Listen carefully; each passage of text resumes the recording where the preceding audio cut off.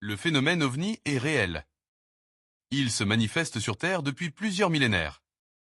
Depuis l'affaire du Nimitz en 2004, seuls les détracteurs comme Astronojek qui persistent sont ridicules. On me reproche souvent de pas croire aux ovnis. Sauf que j'ai très envie d'y croire. Mais pas pour rien. Vous n'allez pas me croire si je vous dis que j'élève une licorne derrière chez moi. Et vous me croirez pas non plus si je vous montre une image trop floue pour qu'on voit ce que c'est, ou tellement photoshopée que ça saute aux yeux. Alors, pourquoi devrais-je croire aveuglément à l'existence des ovnis? Tout ce que je demande, c'est une preuve. Et vous savez quoi? Il n'existe, à l'heure actuelle, aucune preuve matérielle de l'existence des ovnis. J'ai bien dit preuve matérielle. Qu'est-ce qu'une preuve matérielle? C'est ce que j'explique dans la vidéo qui se trouve juste là.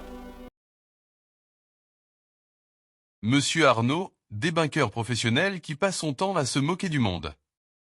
Et plus particulièrement d'éminents chercheurs qui ont étudié le phénomène OVNI depuis plus de 60 ans.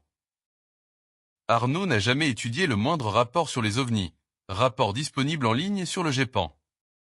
Pire, Astronojek, vulgaire comme d'habitude, se permet d'humilier le physicien Jean-Pierre Petit.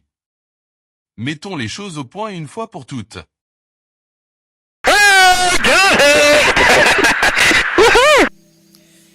Alors, concernant les vidéos révélées par le New York Times, enfin, la vidéo révélée par le New York Times, vous trouvez pas étrange que sur cette vidéo, qu'on dit provenir d'un F-18, l'avion soit si bien verrouillé sur la position de l'OVNI? Je veux dire, il a une trajectoire tangente à celle de l'avion, qui en plus est en virage. On devrait constater un changement de vitesse angulaire ou un changement du roulis de l'avion pour compenser ce changement de vitesse angulaire. Or, l'objet semble parfaitement immobile par rapport à la trajectoire de l'avion. Pire que ça, on voit des sautes dans l'image qui impliquent le nuage et l'OVNI, mais excluent l'indicateur de direction, ce qui veut dire que ça vient de la caméra et pas de l'enregistrement. Donc, je ne dis pas que ce n'est pas un OVNI. Mais je dis juste que si une mouche se trouvait prisonnière de la trappe de la caméra, elle donnerait exactement le même résultat à l'image. There's a whole fleet of them. Look on the ASA. My gosh. They're all going against the wind. The wind's 120 knots from the west. The whole thing, dude.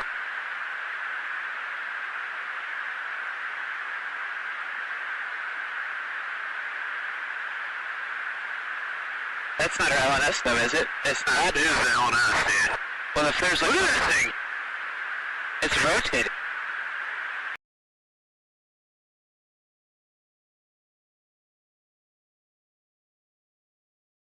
Le commandant David Fravor, pilote du F-18 de l'USS Nimitz et qui a poursuivi un ovni en forme de tic-tac, raconte.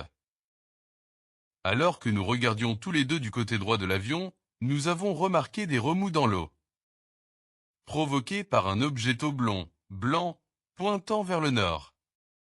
C'était très brusque, comme une balle de ping-pong rebondissant sur un mur.